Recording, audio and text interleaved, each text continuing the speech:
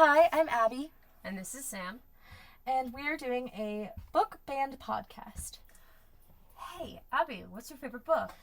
Oh, I really loved reading The Absolutely True Diary of a Part-Time Indian by Sherman Alexie. It's just about the only thing I remember from English 110.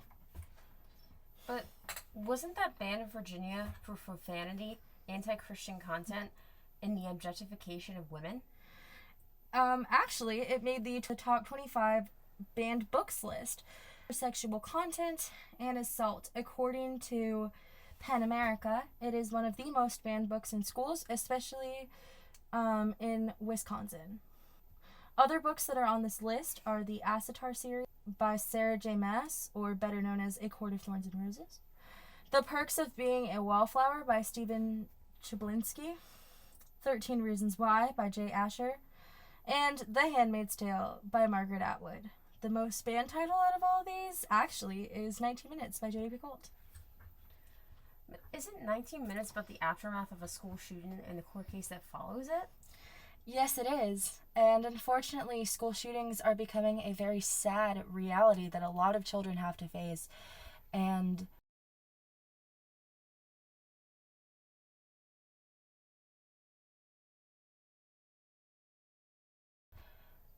this book should be used as a resource to help coping children and to help them feel like there's somebody who's been there so they don't feel alone. I know when Bridgewater first got when we had the shooting at Bridgewater, I felt alone and guilty, and I felt all these emotions, and I know that a book like that probably really would have helped. I know when I was in high school, I read a similar book where it was talking about different perspectives during the actual shooting itself. And when the Bridgewater shooting was happening, I actually felt very connected to the characters who were on the outskirts and just like watching the horror go down. And they were trying to do whatever they could. And it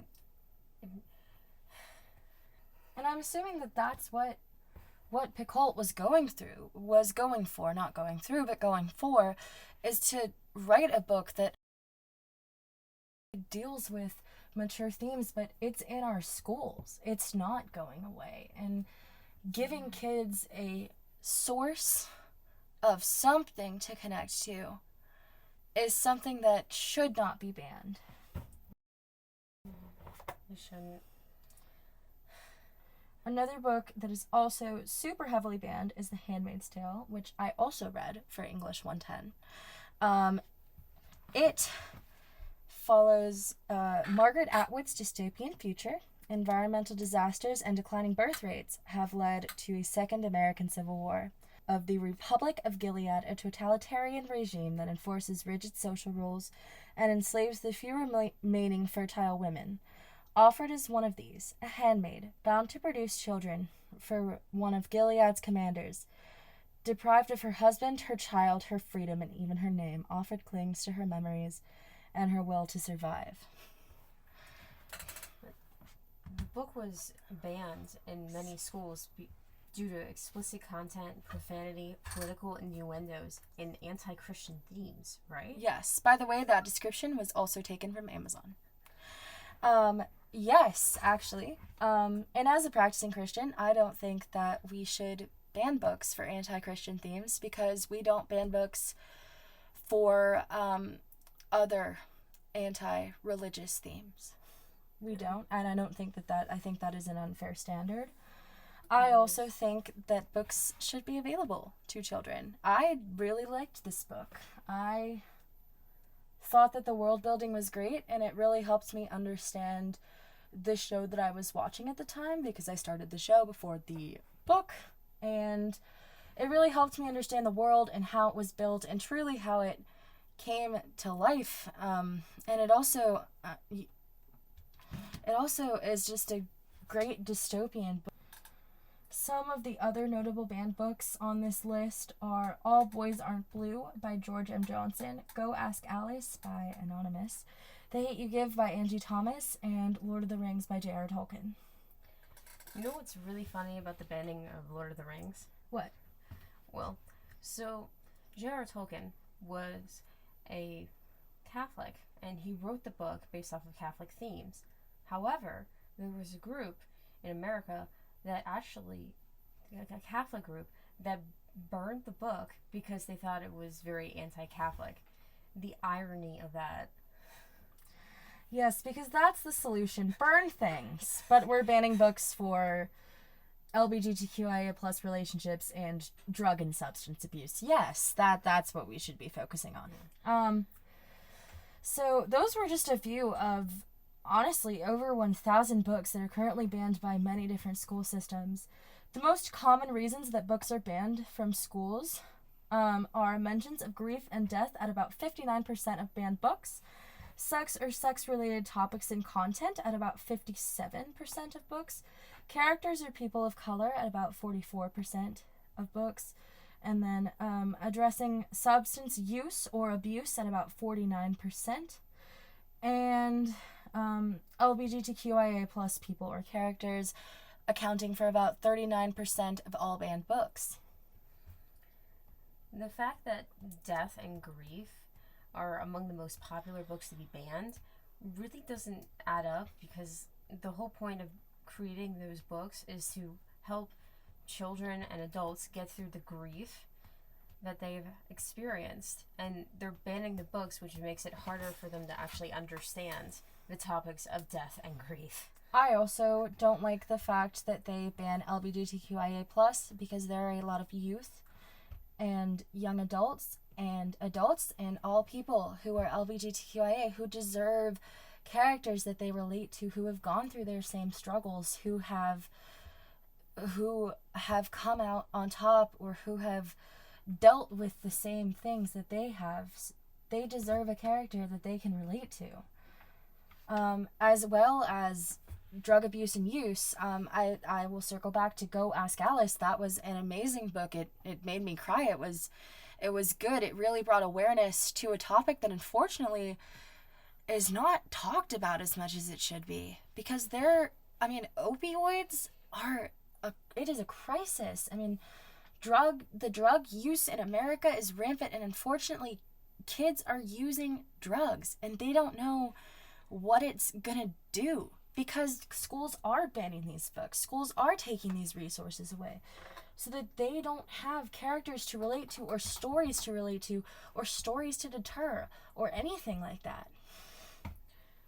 It's the same thing with a lot of these that they keep banning. Like the ones with characters of color, that doesn't make any sense, because then those who are of color can't experience these books that actually can help them in everyday life.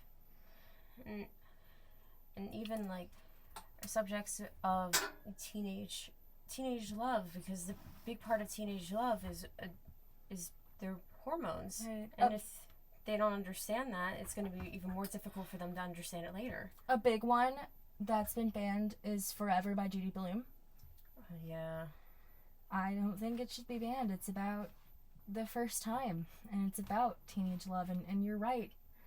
Having a character that students and people can look at and feel and relate to is so important in literature today.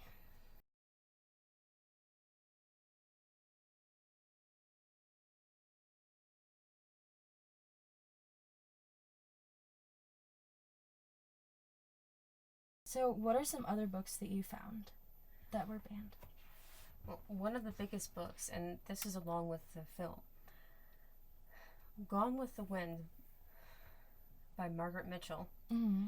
One of the biggest reasons it's banned is for the use of major profanity against people of color. But what a lot of people don't realize is a lot of the usages of the word are actually not from Scarlett's point of view. Scarlett is actually forbidden from saying that word the entire book. Her mother actually puts it into her that it's wrong. Most of the characters who say it are actually mammy.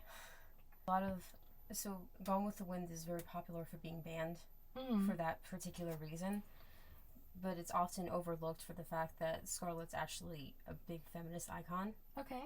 because of how much she actually puts forth with her business. She thinks about trying to better herself and better her family. And the whole point is the family epic, but everyone keeps missing the point because they are upset about what characters who aren't Scarlet say. Which I don't blame them. That is a word that is just not okay, never has been okay, never should have been okay. Exactly. And it is not a good word for, especially in a book written by a white woman. But at the same time, the word wasn't used by any of the major white characters. And also another thing is the KKK is featured in the book. Oof.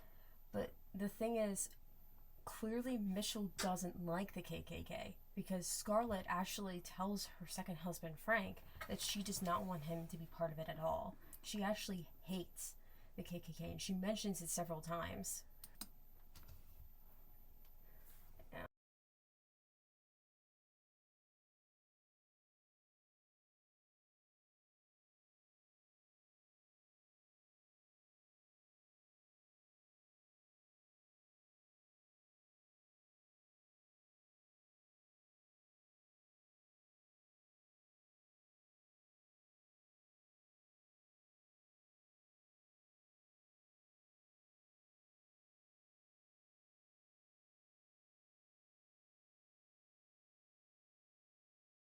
So that's with Gone with the Wind. So what about the other book you mentioned? Flowers in the Attic. In America, the author is V.C. Andrews, but in Europe, it's actually Virginia Andrews. And why do you think that author felt the need to have different names for different countries? I think part of it was because in the United States, it was much more touchy to talk about topics of incest than it is in Europe. I'm not saying that in Europe it's not a touchy subject, but it's definitely much more so in America. Yeah, of course. A lot of the topics that these books are banned for are extremely hard topics to talk about, but they need to be talked about. Exactly. They need to be shared so then either history doesn't repeat itself, we can learn from our mistakes.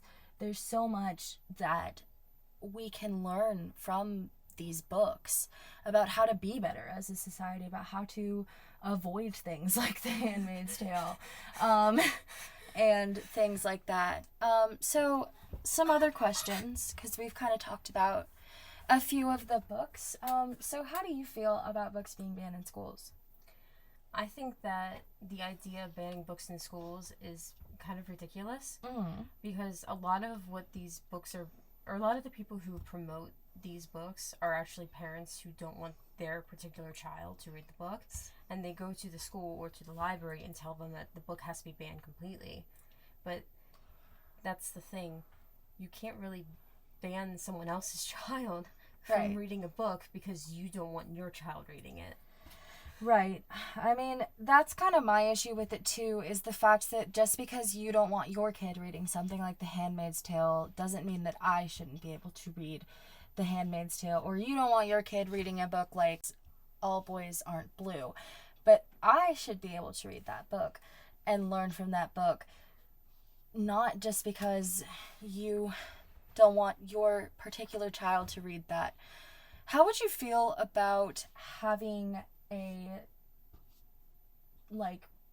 to have parental approval to check out books in the library? Oh, that would frustrate me to no end. Okay. And the other thing is, if that was the case, I'd actually just sit in the library and read the book, because they can't tell you can't take it off the shelf. It's kind of hard to do that, and they can't be watching every child, because that's what children are going to do.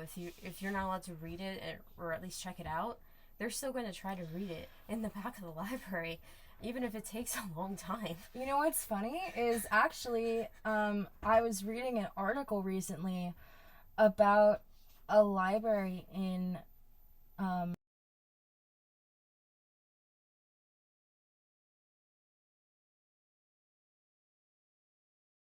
that gives that has that can't be entered by children because of a rule about being able to submit a written complaint about a book being not appropriate for children. And if they do not move the book to a special section, then it becomes an 18 plus library. And given the size of this library, they were not able to do that. So this library actually is 18 plus now. So by doing that, they're basically making it where some kids who the library is their hangout spot, they can't go to the library anymore. Yeah, so what's funny is that library actually set up like tents for kids to come after school because due to this rule, they can't go to the library. Which, I hear you laughing. I laughed too when I first read this article. I didn't think it was real. Because I've never been banned from a library. Parents are always like, read more books. And then, can't go to the library. So, and what do you think about, like, school systems and banning books? Do you think that a school system has the right to ban a book based on parent complaint? No, I think they should have absolutely nothing to do with that. Do you think that schools should remove themselves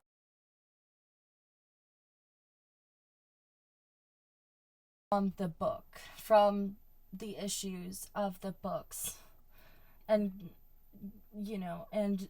possibly the issues of the parents that can't be entered by children because of a rule about being able to submit a written complaint about a book being not appropriate for children. And if they do not move the book to a special section, then it becomes an 18 plus library. And given the size of this library, they were not able to do that. So this library actually is 18 plus now. So by doing that, they're basically making it where some kids who the library is their hangout spot, they can't go to the library anymore. Yeah, so what's funny is that library actually set up like tents for kids to come after school because due to this rule, they can't go to the library. Which, I hear you laughing. I laughed too when I first read this article. I didn't think it was real. Because I've never been banned from a library. Parents are always like, read more books. And then, can't go to the library. So, and what do you think about, like, school systems and banning books? Do you think that a school system has the right to ban a book based on parent complaint? No, I think they should have absolutely nothing to do with that. Do you think that schools should remove themselves? That was quite interesting, is I think the word I'm looking for. But how do you feel when parents will say, well, it's my job to make sure that my kid's not reading the book? That's not an issue if the parent thinks that it's their job for their child, not for every other child. Because if you're mad about because the fact that a school has a certain book that your child wants to read, but you don't want your child reading it, you shouldn't tell the school, I want this book banned so that my child doesn't read it. It seems like you're over complicating the problem. Well, then my other question is, how would parents prevent that? Part of it is what you would do is you explain to the child exactly what's going on in that book and why you don't want the book to be read. Mm-hmm. And then the other thing is you can explicitly tell the teacher, I don't want my child reading it, so that the teacher will make sure that the child doesn't read it, but at the same time not make everyone else suffer because you're mad that your kid wants to read it. Of course. I mean, that was my parents' policy too, especially as younger and younger kids do have advanced reading levels. I remember I was in 4th grade reading YA novels because that was reading-wise where I was. But my parents chose to go the route of explaining things and looking very carefully at what books I was reading and what I was consuming because I was so young when I started reading YA that a lot of it was monitored by my parents, but never would they have thought to go to the school board if they didn't want me reading something. That's crazy. You know what's actually funny is a lot of the books that are banned are YA books. I think that's because this is a newer genre. I think it's less than 50 years old. And it covers a lot of topics that are relevant to youth today and historically relevant. Um, and I think that that's really hard for a lot of people in higher positions and people who are older, who are not ready for that change and who are not ready to see those books being distributed and given out. I think that that's a lot of the reason as well why it is so hard for parents to let their kids read these certain things, because YA takes risks and it is sometimes controversial, and but it's the beautiful thing about the genre. Exactly. Like, there's only like one or two YA books or adolescent books really that I was actually told not to read. But my mom didn't go out of her way to make sure that no one could let me read it or anything. No. She was very more like, just, I don't want you reading it right now. I don't remember any books that I was explicitly told not to read. There were books that I was told to wait until I was older. One of those was The Diary of Mary Rose, which deals with a girl with cystic fibrosis who also has a history of drug use. And again, it was one of those that I tried to read really young and I didn't understand the themes. And so my parents said, wait until you're older. Or they would sit down with me and explain the book. Like when we read we read The Hunger Games as a family. So that if I had questions or if I was unsure about a topic or if my parents felt the need to explain something to me, we were in a safe, comfortable space to do that. Exactly. Yeah. With the Hunger Games, I actually saw the first film first, and Me too. when we were watching it, my parents basically explained the whole thing to me so that I would basically understand what the themes were. Yeah. Yeah. They allowed me to read the book after I watched the movie, but after they explained it. No, and that makes sense, and I think that that's a lot of root that some of these parents who are complaining to the school board forget about, is that they have the power to create that type of relationship with their child where their child feels comfortable going to them and saying, hey, I don't understand this. This is a little over my head. Can you explain this? And I think that that is a relationship that should be, that. And I think that ways that the school board can stop banning books is maybe teaching parents how to talk to their children about the themes in these books and teaching them to talk about uncomfortable things, because that's life. If you don't talk about uncomfortable things and you don't understand what happened past, present, and future, you can't learn, you can't grow as a person. You don't get that chance to really explore your true potential. Exactly. A lot of these issues are with, children's books are actually on this list too, which surprised me. One of the books that is most frequently featured is And Tango Makes Three, which is a book about these two gay penguins who like adopt essentially a baby penguin named Tango. It's adorable. It's so sweet. And I think that it's really good because, again, for kids to have some, like, an animal even who's adopted, to be able to relate to that as, I'm sure it's hard I'm sure that it can be hard being adopted when all of your other friends have their biological parents with them. And I also think that it's good that it explores, again, LGBTQIA relationships. I think that it's a beautiful, wonderful book, and it's so cute, and I don't think that anybody has the right to ban the book. I think it's adorable. And who doesn't love penguins? Well, unless it's hockey season, then I don't like them.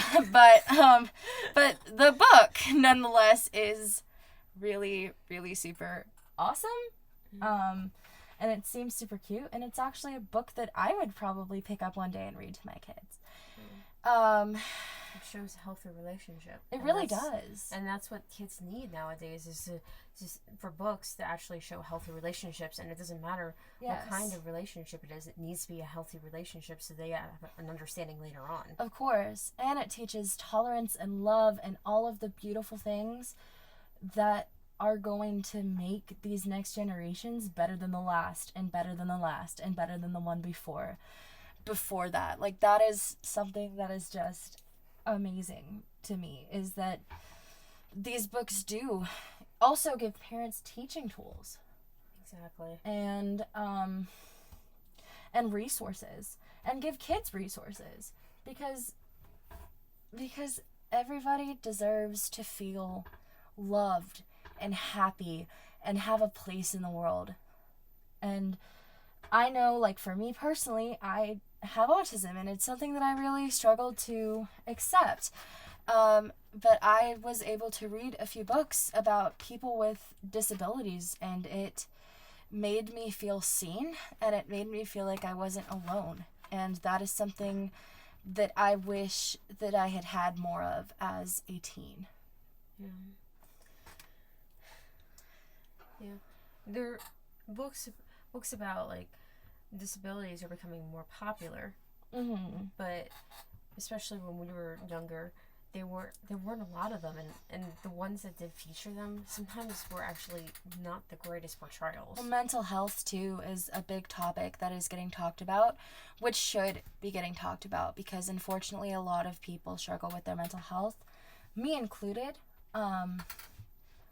And I think that, again, it's one of those things where it feels nice to be able to relate to a character and how they're feeling, and see that you're not alone, that people go through this. I mean, I've learned some of the best lessons from books. Exactly. And that was where I learned almost everything I knew as a teenager. It was books. Because sometimes socialization with children isn't always the same for every child, but books actually help them at times to actually figure out the socialization they need. Yeah. And just to understand how other people think, because with books itself, that's the greatest way you can actually show a child someone else's perspective. It is, and it's good to have other people's perspectives.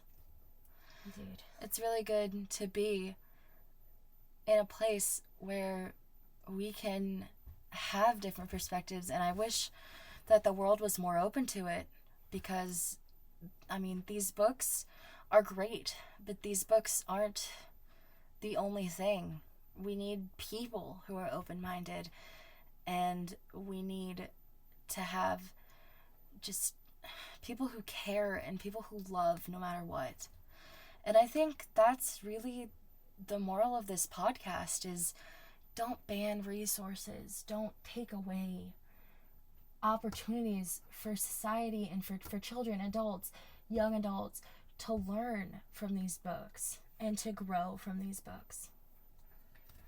Exactly.